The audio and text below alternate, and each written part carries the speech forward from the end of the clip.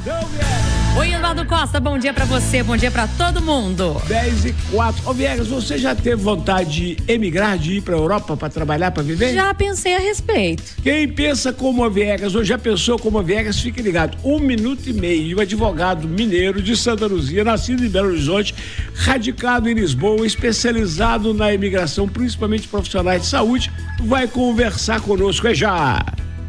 Rádio Vivo. Agora nós vamos falar com um mineiro que nasceu em Belo Horizonte, foi criado em Santa Luzia e mora em Lisboa. Marcos Damasceno, advogado. Bom dia, doutor. Bom dia, Eduardo. Como você está? Prazer, satisfação falar com você e com seus ouvintes também. Doutor, nós tivemos recentemente duas notícias que, de certa forma, mexem com o mundo da emigração mineira e brasileira para a Europa. Primeiro, esse crescimento da esquerda, da direita radical nas eleições para o Parlamento Europeu. E depois uma medida do governo português em relação às pessoas que querem viver lá. Como é que funcionava até recentemente a questão da manifestação de interesse, hein, doutor? Então, Eduardo, a manifestação de interesse é um procedimento que foi criado para legalizar milhares de imigrantes que viviam aqui em Portugal, estavam ilegais. Isso foi criado em 2017 como uma medida excepcional, ou seja, a pessoa que entrava como turista em Portugal, ele precisava se legalizar e ele fazia através da manifestação de interesse. Com o passar do tempo, essa manifestação de interesse ela se tornou a regra, ou seja, as pessoas passaram a utilizar deste meio, ou seja, não pediam visto no Brasil e entravam em Portugal e utilizavam-se dessa manifestação de interesse, o que fez com que nós tivéssemos hoje 400 mil processos parados aguardando decisão dessa manifestação de interesse. Por este motivo, o governo acabou por encerrar esse procedimento, ou seja, não há essa possibilidade mais desde o dia 4 deste mês. Doutor, o governo português, ao tomar essa providência, ao apertar o cerco, ele está agindo por decisão própria ou ele é pressionado pela comunidade europeia? Existe uma pressão, e essa é uma verdade, existe uma pressão da comunidade europeia sobre todos os países, tá? Não só sobre Portugal, para se regular melhor a entrada de imigrantes no bloco, que acaba afetando a todos os outros países. Então, eu acredito que essa é uma medida que já vinha sendo anunciada, né, por governos anteriores, mas neste momento acredito que teve sim uma pressão externa para que esse procedimento ganhasse fim e regulasse melhor essa questão. E essa nova medida já está valendo? Ou seja, hoje, se eu for para o aeroporto aqui internacional de Belo em Confins, tomar um avião para ir para Portugal, ou eu vou bem caracterizado como turista, ou eu já tenho que ter um contrato de trabalho assinado? Exatamente, Eduardo. Então, a partir do dia 4 deste mês, que acabou a manifestação de interesse, obriga a todas as pessoas que vierem a Portugal para ficar, para aqui se estabelecer, que venham com um visto próprio para isso, tá bem? Que venha com um visto próprio. Se a pessoa vier como turista, que ela venha, como você muito bem disse, que ela venha totalmente caracterizada como um turista, e não fazer o que se acontecia com frequência, da pessoa vir como turista, mas na verdade com o intuito de permanecer no país e se legalizar aqui posteriormente. Essa não é a forma correta. Doutor, a pessoa chega aí no aeroporto, é recepcionada, o cara vai olhar. Se for uma pessoa, um casal, aí aparentando 70 anos de idade, tiver hotel onde vai ficar hospedado, passagem de volta, tudo direitinho, entra. Se não tiver, agora se for uma pessoa vamos dizer aí, entre 18 e 40 anos, ela tem que estar muito bem documentada, porque eles vão barrar. Porque existe um perfil, né? Existe um perfil, já foi traçado um perfil dessas pessoas que vêm para Portugal para poder viver aqui e querem entrar como turista. Então, assim, não necessariamente tem a ver apenas com o perfil, com a questão etária, tá? Não necessariamente, porque há pessoas mais velhas de fato que vêm também neste intuito, mas principalmente alguns fatores que eles pegam. Se a pessoa não está totalmente documentada, uma carta convite, se a pessoa não tem, ou seja, se não tem um residente ou um nacional português que a convida, isso também é um fator que tem impactado muito recentemente Nós temos recebido aqui no escritório muitas pessoas trazendo esse relato, que o primeiro documento que eles pedem antes do passaporte é a carta convite. Ou seja, isso traz alguma segurança também para o governo, que tem alguém se responsabilizando por esta pessoa em território nacional. Doutor, é impressão minha, ou como sempre acontece em qualquer parte do mundo, em qualquer época da humanidade, os mais pobres vão sofrer mais? Certamente, Eduardo, porque na verdade o que eu costumo dizer é imigrar exige uma preparação muito grande, exige uma organização muito grande, tá? E exige também que a pessoa tenha conhecimento. E o conhecimento, muitas vezes, ela chega a determinadas classes, e muitas vezes a pessoa acaba por padecer por falta desse conhecimento. Então, agora, sendo exigido o visto, a pessoa tem que saber como solicitar esse visto, em qual órgão, como que funciona, os trâmites. Nem todo mundo tem condição de contratar uma assessoria especializada. Então, muitas vezes a pessoa quer fazer ali por conta própria para economizar algum valor e acaba, se perdendo ali no processo. Então, tudo isso interfere sim, Eduardo, com certeza. Por falar em assessoria especializada, o seu escritório trabalha com a imigração de médicos e dentistas, principalmente, doutor? Exatamente. O nosso escritório ele trabalha com toda a parte de legalização de estrangeiro, mas nós temos um foco. Nosso escritório é especializado em imigração médica e imigração de dentistas para Portugal e alguns países também da União Europeia. Como as profissões são similares, são ligadas à área da saúde, vamos tratar da questão do médico, que tem um volume maior de interessados em migrar para Portugal, eu imagino. Você tem ideia de quantos brasileiros já estão trabalhando na medicina e como dentista aí? Como médico, você quer dizer? Sim, na verdade, a Ordem dos Médicos divulgou um número recentemente, isso passava de 4.000, tá? No ano de inscrições, ou seja, esse número tem aumentado a cada ano, porque as pessoas, especialmente os médicos, têm buscado outras oportunidades, algumas portas de entrada na Europa, né? Alguns reclamando de situações internas do Brasil, alguns querendo buscar mais segurança, outros querendo mais qualidade de vida, mas o certo é que todos eles querem uma porta de entrada para a Europa, para internacionalizar a carreira, enfim, o futuro dos filhos também, muitas vezes, é colocado na balança nesse sentido. Quem for corre o risco da xenofobia, doutor, de ser maltratado por ser estrangeiro?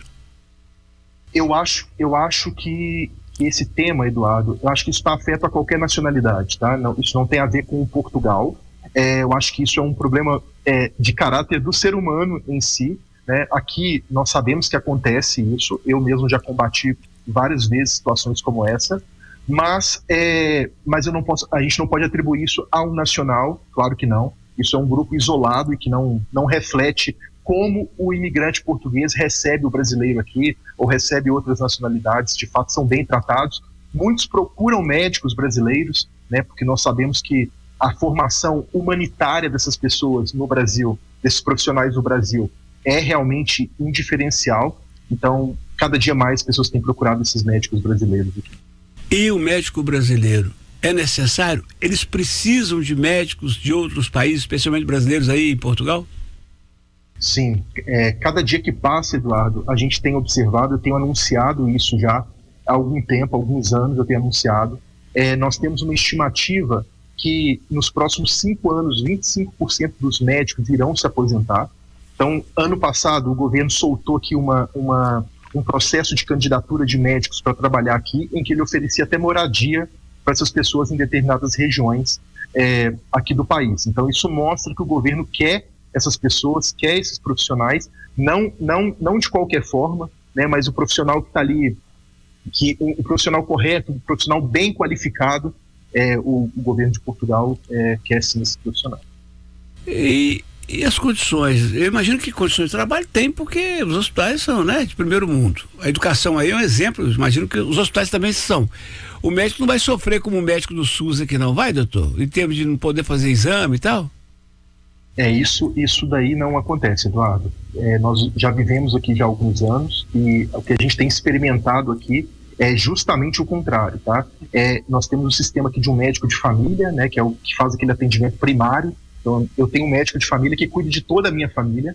Então eu vou lá e reporto a ele, ele solicita exames, e nós já fizemos exames aqui de alto custo, assim, de um dia para o outro, porque o governo tem as suas parcerias privadas também, então você pode utilizar um sistema privado para fazer alguns exames. Então, assim, o aparelhamento dos hospitais, o aparelhamento da saúde em Portugal é algo que é muito interessante e que atrai muita gente também. Então, assim, eu acho que ele não vai ter esse tipo de problema aqui com falta de medicamento, com falta de estrutura nos hospitais, não. Ô, doutor, é o seguinte, se a gente for converter, vai dar confusão. Quem converte, não diverte. Então, vamos falar em euros, que é a moeda europeia, a moeda portuguesa. E considerando, já para o ouvinte ter uma ideia, para poder entender se dá ou não dá, considerando que para morar aí com um apartamento de 2 quartos aí em Lisboa, de qualidade, digamos, mediana, você vai pagar aí 1.000, 1.200 euros, qual que é o salário mensal de um médico aí?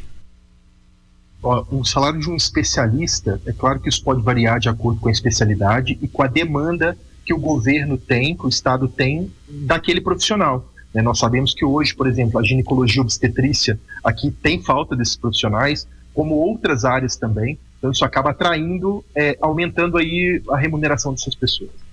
Mas nós tivemos experiência aqui no escritório de profissional especializado, de chegar aqui para ganhar 12 mil euros, 10 mil euros, o que é um valor extremamente alto. É claro que no início de uma carreira, de uma pessoa que não tem uma especialização e tudo mais, esse valor, é claro que não chega a isso. Mas nós estamos falando aqui de profissionais que já têm alguma caminhada, já têm alguma trajetória e que qualquer país gostaria de ter um médico daquele gabarito. Então, a oferta, a remuneração aqui é bem atrativa, assim. Bom, doutor, então vamos para o processo de validação, que para o médico trabalhar, ele vai ter que validar o diploma dele brasileiro. É muito complicado? Portugal ainda, Eduardo, é uma porta de entrada para a Europa, tá? Tanto para o dentista como para o médico. Então hoje ele precisa passar por 3 etapas aqui, basicamente. Ele precisa fazer uma prova, que é uma prova objetiva, com 120 questões. Essa prova é feita uma vez ao ano apenas, tá? Todo mundo que fizer 50% dessa prova passa para a próxima etapa, que é uma prova prática, que basicamente é atendimento a um paciente comum. Você coloca para atender um paciente que é sorteado em algum hospital daqui. E depois, passando dessa etapa, ele tem que apresentar online um trabalho, um artigo que ele tem escrito, um TCC, para essa banca. Não necessariamente precisa ser um tema recente, mas tem que apresentar. Feito isso, o diploma dele está revalidado. Uma informação importantíssima, Eduardo, sobre esse processo é que nós temos um prazo, ou seja, a pessoa que desejar fazer esse processo, ela precisa aplicar a candidatura até 1º de setembro do ano para participar no ano seguinte, porque senão ela vai fazer somente no outro ano. Tá? Então, este time é muito importante para que a pessoa comece a se organizar aqui para revalidar o seu diploma em Portugal. Doutor, custo. Quer dizer, se a pessoa quer contratar uma assessoria especializada, como é o seu caso, ela vai ter um custo, claro. Mas o custo em si do processo, o governo português cobra quanto para o interessado se inscrever? Então, basicamente, ele tem uma taxa hoje em Portugal que gira em torno de 1.500 euros, que é a taxa para fazer o processo, para participar do processo. Tá? Lembrando que essa primeira etapa, que é a prova objetiva, ela tem 2 oportunidades de fazê-la, sem custo adicional. Então, ela faz um ano, ela não passou, ela pode repetir no próximo ano esse processo, mas basicamente a única taxa que incide aqui é essa taxa de revalidação, que custa em torno de 1.500 euros. Então, tá bom, doutor.